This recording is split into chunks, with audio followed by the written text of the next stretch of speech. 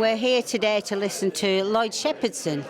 He is going to talk about timber and the timber industry down in our district. And so I hope you all enjoy the video.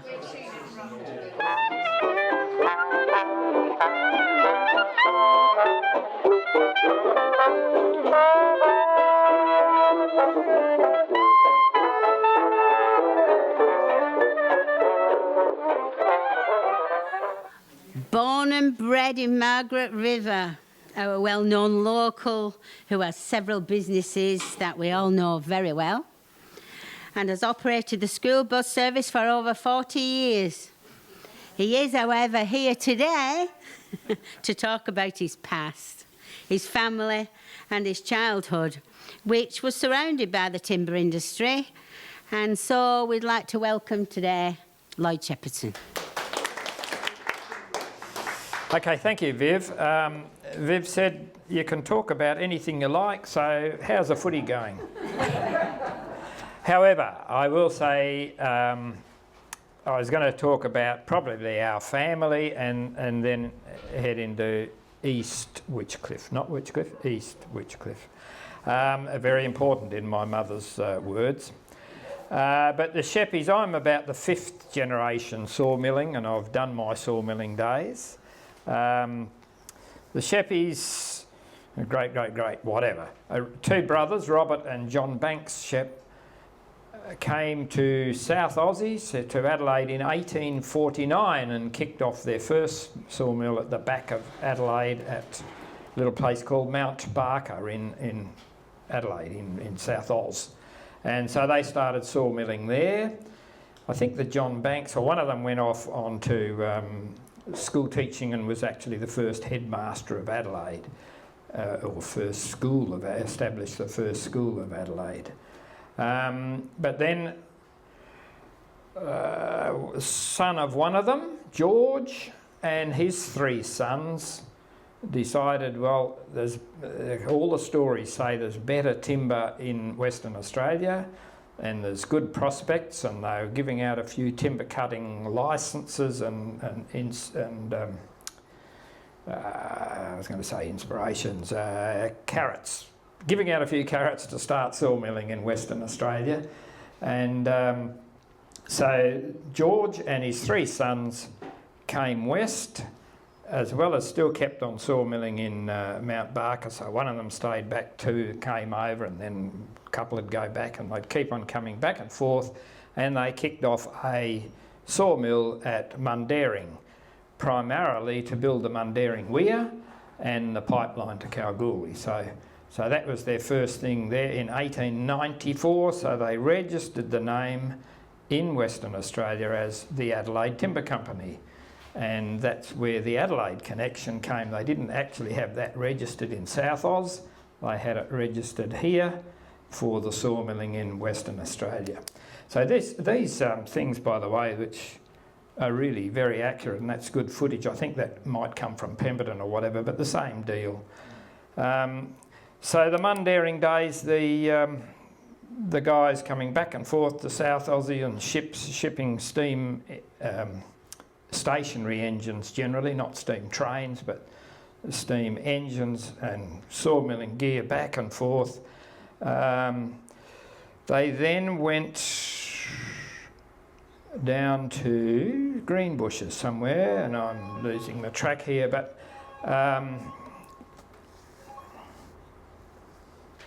losing a few dates. No, they went down to Greenbushes, sawmill there, another sawmill at Greenbushes, and then over to their more established permanent mill at Wilga. Now Wilga is closer to Boyatt Brook, but between Boyatt Brook and Donnybrook, and that was on a railway line at the time, so that was an attraction. So 1908 they kicked off their sawmill at Wilga. 1921 as the starting of the what's the names down here, the group settlement days down here, early days of talking of it, and another carrot was being offered by the government to sawmilling for building of the group settlement scheme, group settlement houses and infrastructure, and establishment of mill. So they became a bit over 50% shareholder in WA Jarrah Forests Proprietary Limited, which established the sawmill at East Witchcliffe, and it was called Pilgrim's Mill. And Pilgrim and a Stewart, I think, other family were the other shareholders of that WA Jarrah sawmills. So they established that mill in 1921 and carried on with group settlement infrastructure or buildings. They built kilns for drying the timber. They were supplying a lot of floorboards. Some of that went over east, and but it wasn't on a railway line then. The railway line chopped out at Yellingup in those days, so they had a few problems in getting timber out, and they were building up stocks. And I think Pilgrim unfortunately spent a bit too much on infrastructure and couldn't get his product out, so they basically failed, and Adelaide Timber Company took over that business and bought the Pilgrim and Stewarts out of it, and carried on sawmilling from then on. So that was in the 1929 actually, just before the Depression in 1930. So they had a few tough beginnings. Wilga was still carrying on, and Witchcliffe was trying to struggle on, but they certainly got over that. The rail came through to Flinders Bay during that time. I'm not too sure exactly when. I've probably got it in my good book here. But when I came along in the late 40s, 1948 actually, the memories of sawmilling was all steam motors, big steam motors, and a railway steam train, and so the big steam motors meant the whole mill and mills, but full of pulleys and flat belts. So pulleys in the ceiling, pulleys on the ground, driving all these belts and things, and the belts were up to 600 or 2 foot wide, and they made good trampolines for kids to play in on the weekends. That was a really good fun thing to play around the mill, and all these springy belts, and we'd quite often get into trouble for messing up, but that's normal. There was probably, in the 50s, there was about 40 odd houses at East Witchcliffe, about 10 single men's huts, a hall that used to carry the dances and the pictures once a week, and bits of functions and concerts and things like that. There's a boarding house and the mill office. And the mill office was basically the mini shop, I suppose. You get your baccy and cigarettes and stuff there, petrol, and that was the old hand pump up 6 gallons and let her go, and another 3 gallons and let her go. So what else? How the post office and the Commonwealth Bank agency and all that stuff. And the Commonwealth Bank agent, there's quite a few Italians, and probably single Italians who'd, give us kids rides around the mill on their Vespa or Lambrettas scooters, and make paper hats with a real nail in it, and they're a lovely bunch. But there's one fella, he decided one day he wanted to take all his money out of his bank account. So here's my passbook, and so the money had to come from Busselton. So he had to order the withdrawal, go to Busselton. The actual cash comes down on the train and through the post system to go to the counter at the office, and righto, here's Freddie or whatever your name is, here's your money, Giuseppe probably. So Giuseppe comes, gets his money, goes over the side counter, counts it all out, bundles it up, comes back and puts it back. He wants to deposit that money. He just wanted to make sure his money was there. So it went quite a rigmarole to just check on the bank. But we had groceries delivered weekly, bread delivered probably twice weekly, but meat deliveries, and the Watkins man every month or something selling soaps and all the gunk that they'd sell. And we'd have to go and get our milk from the nearest farm. So kids would line up at 4 o'clock with the billy cans and get the milk from Jenkins Farm, which it was, and trundle home with this bucket of milk. But we'd have a little play in the sawdust heap or a fight or whatever on the way home. So half the milk was full of sawdust, and it got a bit contaminated quite often on the way home. But it was all scalded up at home. We were scolded sometimes, but it was scalded up at home, and so all was sweet. That was the normal thing. All the measurements, of course, for any sawn timber or timber that you had to pay to the forest department in those days for the logs and things. I'm chopping all around the place, but that was all in foot and inches, so we're all on super feet, and super foot is 12 inches, but 12 inches by 1 inch thick, so 300 by 25 mil, and that's a super foot, and 600 super foot makes a load, so the mill would produce 10 loads a day or 12 loads a day, and that was sort of the standard measurement. A load is about 1.5 cubic metres in very round terms. And your trees out in the bush, and we saw some of that during this film, that the forest department, you'd have your allocation of bush. A mill would be allocated this, or the permits would be this section of bush, and you'd put in an annual thing of, we'll cut this area out of our section, and the forest department would come out and mark this tree and a little axe mark on the bottom of the tree, so it had to be felled that way, so it'd leave these ones standing, and then they'd mark that tree and that had to be felled in that direction. So it was all calculated, if you like, in theory, that you felled the trees so you left others standing, and you could only take that log and that log and that, or that tree, that tree, that tree. And that'd be all measured, the circumference and the lengths of the logs, and that'd be written on the end of the logs, and that's what the mill would pay the government, for the forest department, for the log, basically.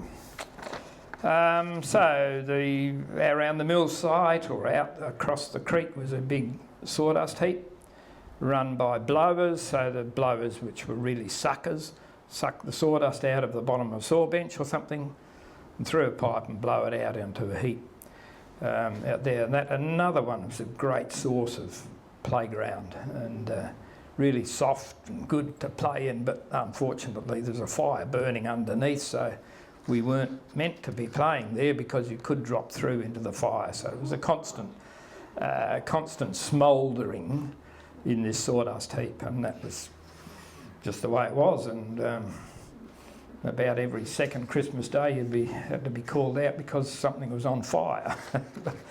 But that was that one. The mill, was established on the side of a hill in those days, so a log would come into the mill.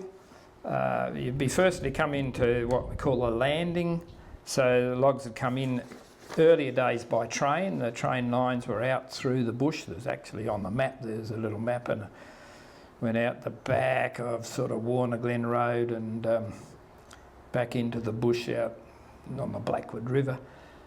And that was sort of our cutting area, our coop. The logs had come in by a train or later truck, dumped onto this landing, pulled off by a winch, so the whole load would be strung around the 5 or 10 logs that are on there and pulled off down the landing, and then the fella on the landing would chop the log to length, and that would be with a big circular saw whizzing around on the end of this trolley thing that he'd be wheeling around the landing, and the saw could go vertical or horizontal, and he'd chop the logs to length. Goes into the mill onto a trolley through what we call the twins, which is the first breakdown. So split a log into half or three, goes, and then they bench it through various benches. And so the mill being on a slight hill was very convenient for these logs and things to go down by just skids or trolley wheels on trolleys on structure, so the logs would roll themselves. You didn't have to have conveyor belts and all that stuff, or you didn't have. So and then further down the hill it come out as 4x2 or 3x2 in English terms, 100x50 and stuff, onto a little galloping out trolley. So that was just a trolley on a railway line. They'd physically put these timber on that and wheel it down, and they'd go into its various stacks down this up and down the line. That's what we're watching on the film. Oh, you're doing it now. Yeah, so that's going through the twins. That might actually be a bandsaw, I can't see, but and yeah, the other side, when the log comes out of as any timber coming out of a saw, you drive a wedge in just to stop it pinching, because it can pinch together and fly off the top of a circular saw if you don't watch it. And he's just driving a hook in to hang on to the other side that's going to drop off. So down the hill, the galloping out trolleys, and they were another good weekend thing. You get the galloping out trolley, 3 or 4 kids on it, and away you go on this little trolley. Out down the bush, especially if the Boronia season was on, and you'd go out and collect Boronia and stuff.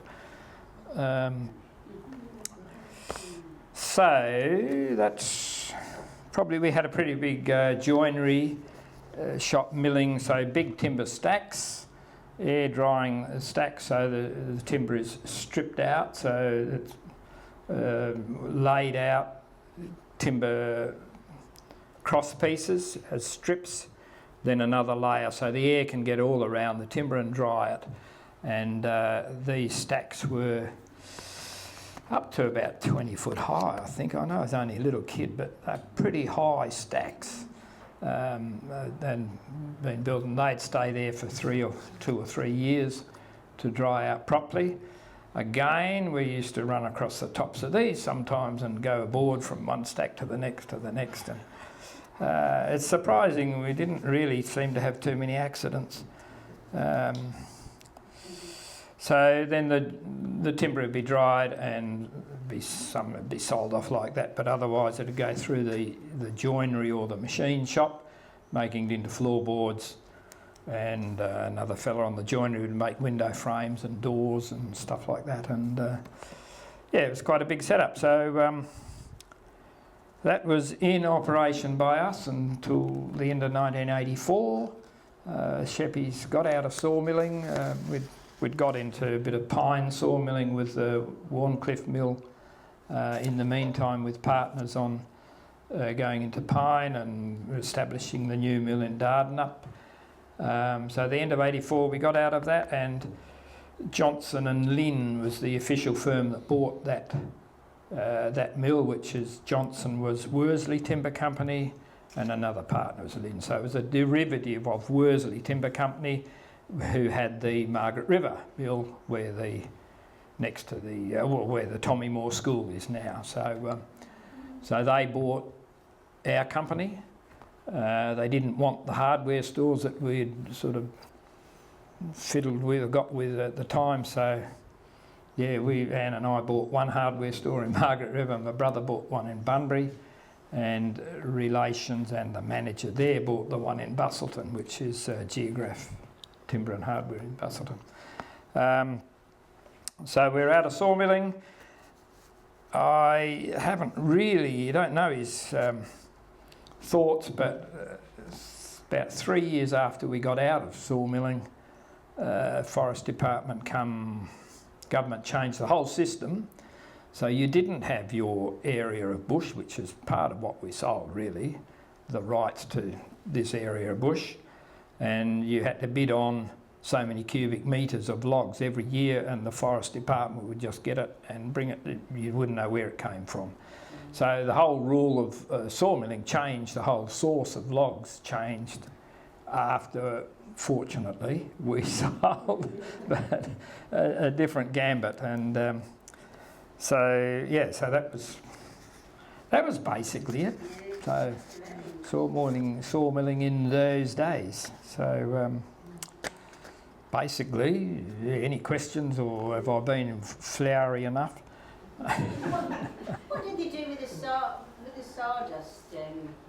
No, just burnt it. And They just burnt it? yeah, it's such a shame. You know, you can take a barrow load home for the garden or whatever, but no, the wastage you'd only get, you'd waste about 25% of your log, Oh, really? really, in sawdust. And yeah. What was the accident rate like?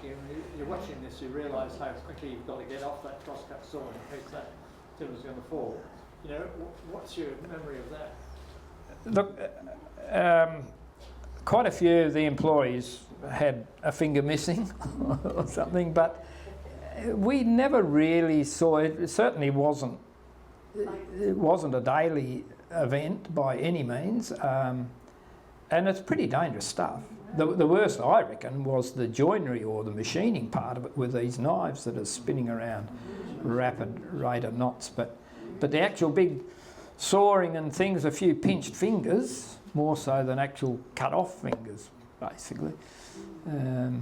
But you do hear of some horrific things. If running through a saw bench and you've got the circular saw running around and you're running, pushing, you know, a 4-inch bit of timber through or 100mm bit of timber through, if the fella on the other end of the saw bench doesn't get his trolley or his galley, you know, you've got 20 foot of timber going through a saw bench, if he drops that end and the wood hits the saw which is going around the wrong way then, and it flicks the timber up and a few of those happen, you know, it skewers the roof or something, but as long as it doesn't skewer somebody on the way through.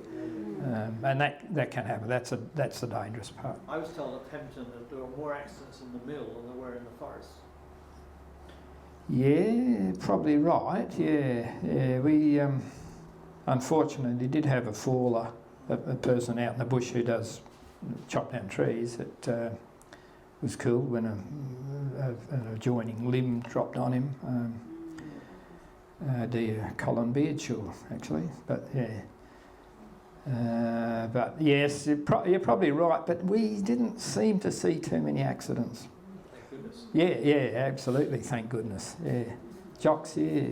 Yeah, I still remember Arthur Stevens. He was the chief fireman, Yeah. and he would come past our place every morning at 7:30 on the dot.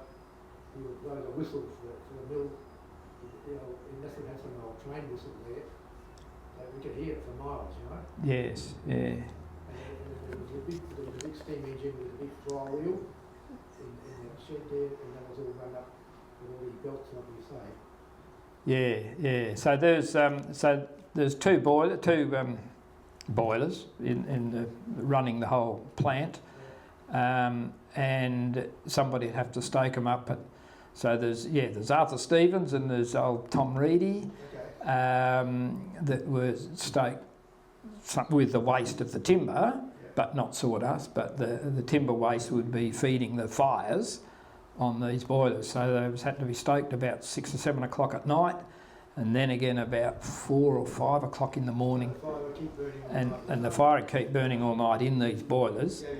And then I think there was a 6:30 whistle, and then a 7:30 or 6 and 7. So the 6:30 or the early one was to wake everybody up, get up and get ready to come to work by the 7 o'clock start, and then there's a morning tea and a lunchtime whistle. But I know a lot of the cockies around there, that was their milking times as well. They said, all right, because it would be heard all over the thing. The other one on that, we were up for new boilers in the 60s, I think it was, and power hadn't got south of Margaret River, electricity power hadn't got south of Margaret River at that time. And I know my family or the powers were sort of saying, SEC, we need new boilers. Are you going to extend your power south of Witchcliff? Can we? Because we'd rather be on electricity, and it was a pretty major expense for these boilers. And no, that's not on the program. So we put new boilers in, and within a year they said, now we want to extend the power down. And we said, well, we're not going to join. And it was a negotiation again, and I think we unfortunately probably stalled the power coming south of Margaret River by another year. So a few things go on. There's another thing in the book. I got a book on Sheppies. There's another thing in there that when they first were down here with Pilgrim's Mill and supposed to be taking the logs from the cleared land of the group settlement days, and one of my forebears approached the Premier and said, this is not working, there are too many group settlers ring barking these trees, and it's, it's just a problem. We can't get enough source from from the source that you want us to get. So there's been a few little government issues all the way through, including having to, when once there's a big, and again it's here, it's after the Depression, there was a then big demand for timber to go overseas and things, so there's only one little railway line heading out the Bustleton Jetty, and it was just absolutely clogged up and nobody could get their requirements through, so they had to then pay extra to take the timber through to Bunbury on the train and things. So there's extra expense, and how are we going to cope? But trying to get the source out was a problem. Sorry, yeah. No, I was going to ask, what happened to the buildings that Basically demolished over time. not fire, No, the actual mill itself burnt and caught fire, and that was a major headache for 3 or 4 years before we rebuilt. But the houses, no, they just generally fell down and got demolished. And there's a few out there. What's the name? Allington's got the property now, so he's little by little restoring one or two of them. Yeah. There's three. When you come in Yeah. on the left, there is still people living in it. Yeah.